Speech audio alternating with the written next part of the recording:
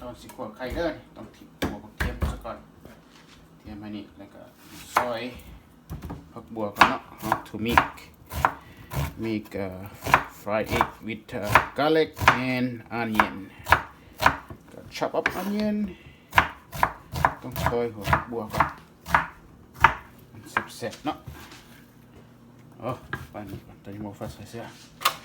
วันนี้มาชุบไข่ไข่1 หน่วย1 หน่วย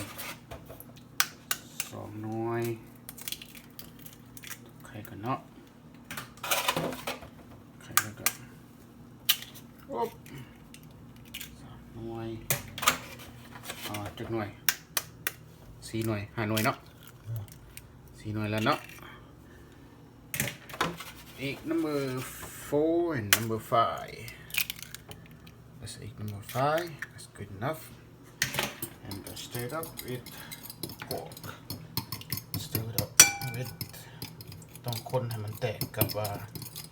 เอา2 คนก็ได้เนาะแตกแล้วสิแตกแล้ววันนี้เอาสิคั่วอันนี้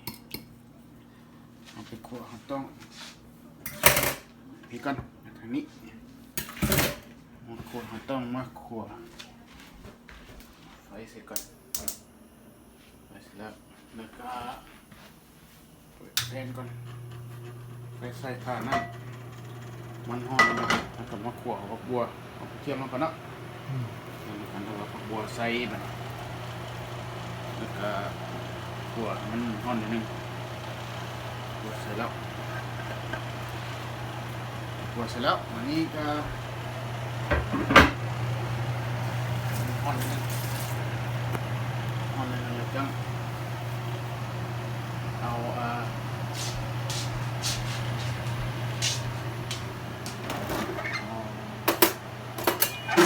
คน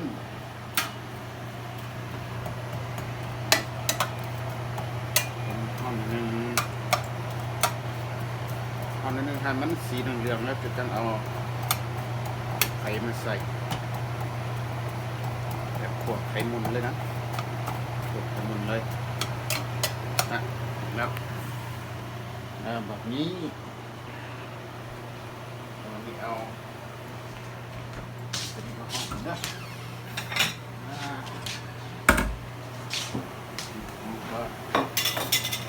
แล้วก็ใส่น้ำซีอิ๊วพอแล้วนะตัวนั้น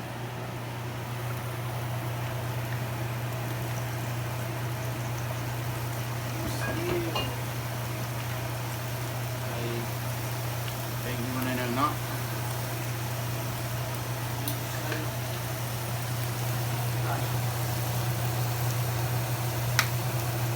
ใส่นี่ขวดblack pepper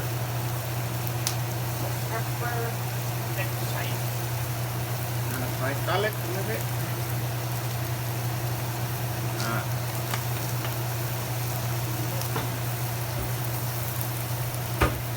ขวดมาเนี่ยร้อยออนเนียนขวดใส่ไปขวดไข่มันแสบมันอ่อนแล้วก็เอาไข่มาอะไรเหลืองแล้วเอาไข่มาใส่ก่อน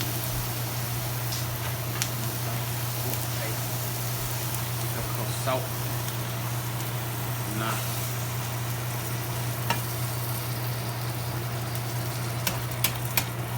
มันจะติดหมอนนิดนึง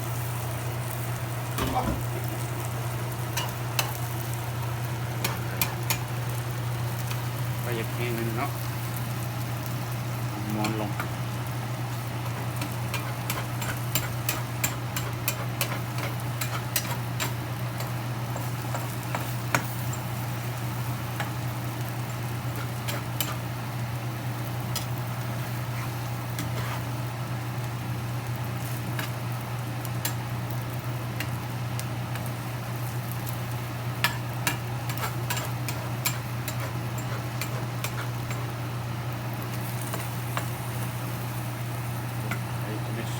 ซุป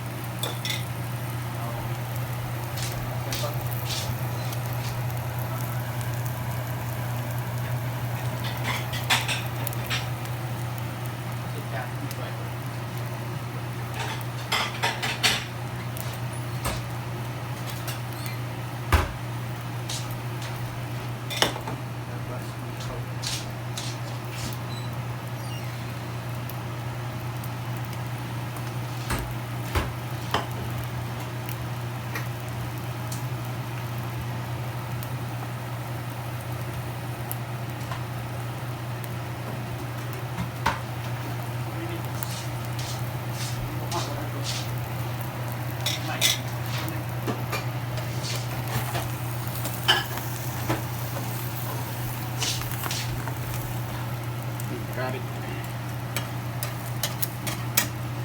good all done หม้อนี่นะ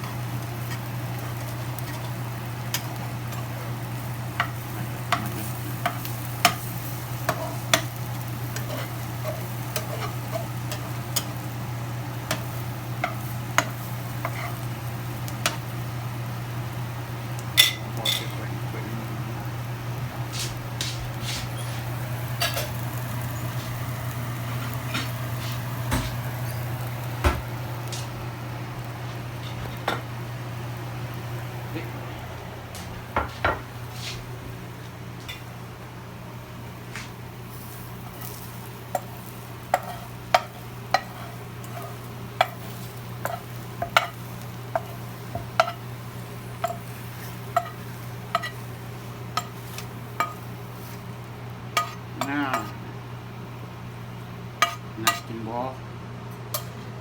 พวกไข่ข้าวซ้อนกันเด้อนี่พวกไข่หักไปแล้วเนาะใส่ผักป้อมพวกเขานี่วันอาทิตย์เนาะวันอาทิตย์เดือน5 ปี2020มากินข้าวกินไข่แซ่บบ่มึงแซ่บครับครับนี่ครับน้องมอง